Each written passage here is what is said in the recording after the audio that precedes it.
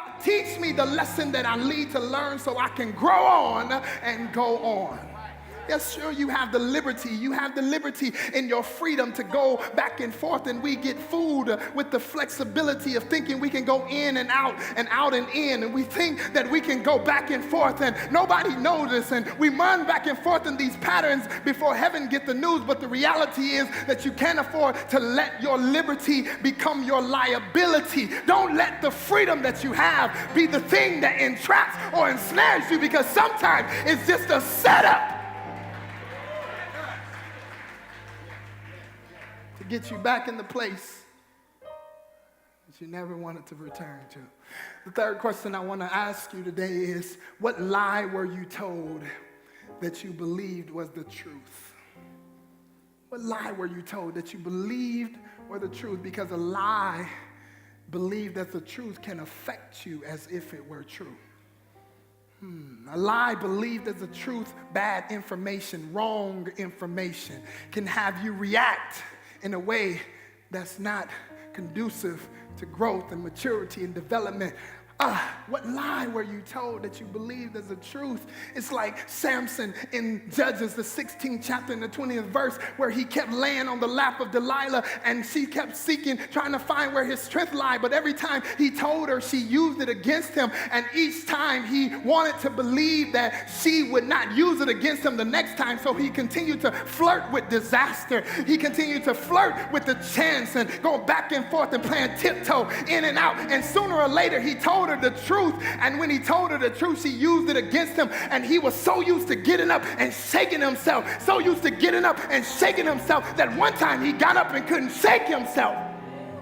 When did I lose the ability to recover and to shake myself and to come back as if before? When did I lose the ability? When did I get trapped? When did I get hindered? When did I lose my joy? Where did I lose my praise? Where did I lose my prayer life? Where did I lose my consecration? Where did I lose it? Where did I lose it? When did I believe the lie that I can go back and forth, in and out? And it affected me as if it was the truth. Samson said, Samson, Samson, the Philistines be upon you. Samson, Samson, get up, the Philistines be upon you. And he got up and shook himself, but he didn't know that the Lord had left him. What a dangerous statement. When was the last time? When did mercy run out? When did grace end? When did it happen? When do you know? Mercy is mercy, so it's undeserving. So if it don't come to you, you can't blame anybody, because you didn't deserve it in the first place. God, I don't want to always be dependent on the fact of mercy, mercy, mercy. At some point, I got to take ownership and responsibility for my actions. The next question I'll ask you is, what did you like more than whom you loved?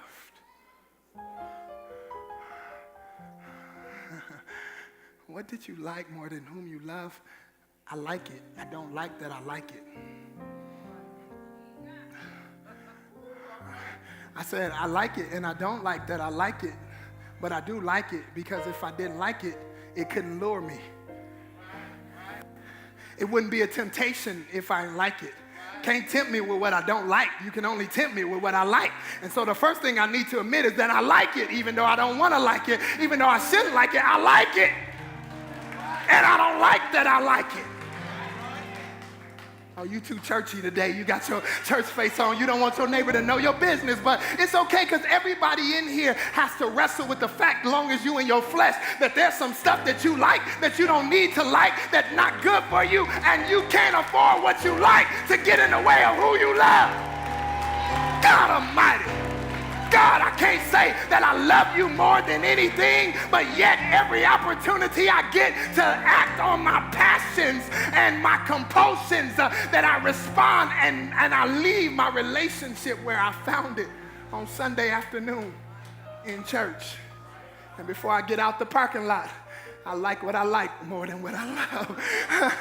Oh my God, let's investigate it, because what did you like more than what you love? How do we develop these twisted emotions, these psychological bondages, that we become oppressed by the thing we become obsessed by the thing that we are being oppressed by. It's a syndrome. It's a syndrome in this investigation noted as the Stockholm Syndrome. It is a term that is used to describe a paradoxical psychological phenomenon where hostages express adulation and have a positive feeling towards their captives. They appear irrational in the light of danger and risk endured by a victim. In other words, they know it's not good for me. They know it's not good to me, but yet they become a victim and like the victim mentality. Don't want to be free because I'd rather be obsessed by the oppression. And they will be loyal to the oppressor instead of disloyal for the oppression. They will become addicted to the abuse. Addicted to it. I want to be free, but I like being abused. I like that I like, and I don't like what I like. I like, Lord, help me not to use no example. I like it, but I don't like what I like, and I become affectionate towards the thing that's oppressing me. So when I would do good, evil is always present, and I'm drawn to the evil because I like it, even though I know it don't like me. Jesus. The next question I just want to ask you today for your thinking to observe is, what trial became a lifestyle?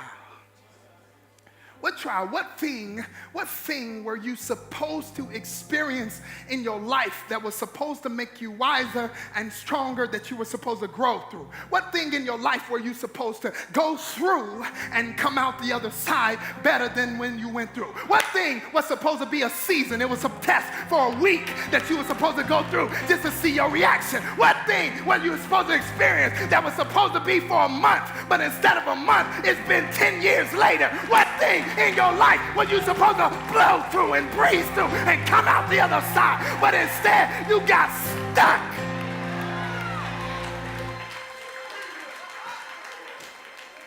And it became a lifestyle. I'll just get in for a little while. I just want one more night with the frogs. But the night got long, and I'm still in it. What trial became a lifestyle? It's important that you don't make a long-term decision in a temporary state of mind. Don't choose something that's supposed to be for a moment.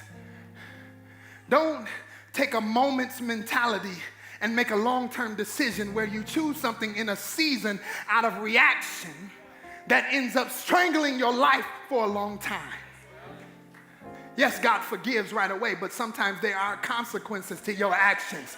Yes, the guilt is gone, but the stain is still there. Yes, the pain is gone, but you still got the stench from the situation. Make sure while you're in a moment that you live from your future and not from your now. God, how will this affect me in the future? Or do I just satisfy myself for a moment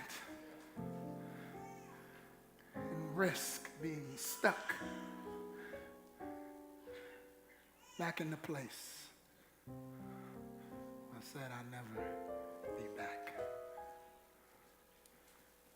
Next question I'd like to ask you is, what did you let go that didn't let you go? I'm done with that. And they say, but I ain't done with you. What thing did you delete that didn't delete you? God, what thing did you close that didn't close you? What thing did you say, I'm done with it, but it wasn't done with you? Oh God, what is it that I'm out of it, but it's not out of me? It's one thing to get out of a physical space and say, God, I need to get out of this, but we got to move to just getting out of it and saying, God, I need it to get out of me.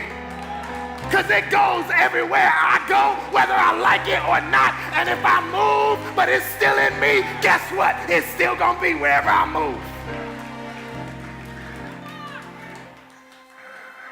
I'm out of it, but it's not out of me. That's why he says I need to save you from the inside out. Not the outside in, because you can put on a new suit and put on a new dress and get your hair done and be a new person on the outside, but the same devil is on the inside. Lord, help me up in here. I'd rather change on the inside than to change on the outside to try to appease people that's looking at me, that don't like me. I'd rather please God and say, man, look at the outer appearance, but God, judge my heart.